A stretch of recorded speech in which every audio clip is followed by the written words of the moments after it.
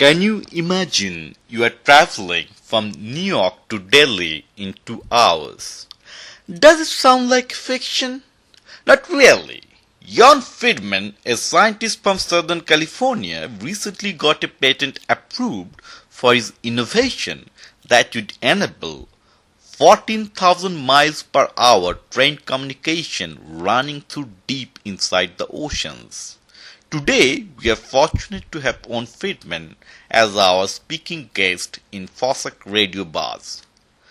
So, Mr. Friedman, tell us about your revolutionary concept of Aqua-Terra communication system that would connect the continents to floating tunnel over the ocean. I would first like to thank you and your audience for the opportunity to present and discuss this oceanic and land-connected aqua-planetary transport system, which may also serve as an international economic prosperity program simultaneously. If those listening have internet access, please view the patented website at www.invention.net/Aqua-Terra, Aquaterra, so that you may view the physical concept simultaneously with its broadcast. In response to your question, the Aqua-Terra planetary transport system is basically a hybrid transport system combining two applications. First, a vacuum system like those found in some bank buildings and other like places, where one puts the cylinder container into the vacuum tube system, and it is sucked up and sent to another location within the bank or facility. I'm sure many of you know what I am talking about. The second aspect of this transport system is the meglift element, which, much like the trains located in different regions of our world that use an electromagnetic field to levitate the train off the track, and thus no friction from a track wheel contact. However, there still is friction from the air and other possible issues with sudden changes in the climate and thus possible damage to the physical system. This combination of vacuum and levitation system allows the cylinder container that will hold and transport cargo and later passengers to move at that great velocity. It is as if we are creating an outer space environment within a contained environment, in this case, the tube link network. Also realize that the space shuttle, for example, moves at 17,000 miles per hour when traveling to the outer portion of and beyond our planetary atmosphere, and faster in the outer space vacuum environment. Thus, Aqua-Terra will have similar advantages. Well, it is true that the engineering for this project is no simple matter.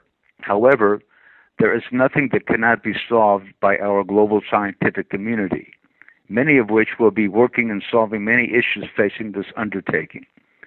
Do realize that the United States put a man on the moon within 9 years from ground zero with no previous experience. This Aqua-Terra project is no different, except it will affect not only the United States, but many, if not all, nations that choose to participate. We are seeking participation from any and all persons or enterprises having interest in participating in the engineering aspect of this project, and welcome all submissions. In response to your question about the city stations known as the Aqua Stations to be used as a junction stations, I would say that this would not work because it would remain dependent on the current inefficient and environmentally damaging oceanic shipping system that currently handles 80% of the world's trade. Also, this Aqua-Terra system is to remain free from any single governmental authority, since it will operate as a public company in international waters. The Aqua-Terra planetary transport system utilizes a one-system idea that is completely self-contained and efficient, producing all things to sustain life and provide an arena for a hyperspeed transport system to accommodate global trade and economic prosperity at an accelerated speed. Well, the financing for this project is also somewhat unusual, primarily because of the size of this undertaking, being $1.2 trillion. Currently, we're considering the usual financing process of first a PPM, to be followed by an IPO, and finally a debt bond issue. The amounts needed for each step has not yet been finally determined. However, the larger portion, about $1.1 trillion, will be raised from the private and public sectors using a long-term convertible government guarantee bond issue program, whereby all nations of the world will be invited to participate, first by way of an international summit or presentation to the UN, which still is to be organized in order to discuss more detail of this undertaking, and ultimately be asked to provide their nation's guarantee on a debt issue instrument that will be backed by insurance and all of the assets of the Aqua-Terra Planetary Holdings enterprise. In this way, the government guarantees are merely formality in securing funding from the international investment community and are likely not to be called on based on the securities backing the bonds and likely conversion by bondholders into common stock at some point in the future.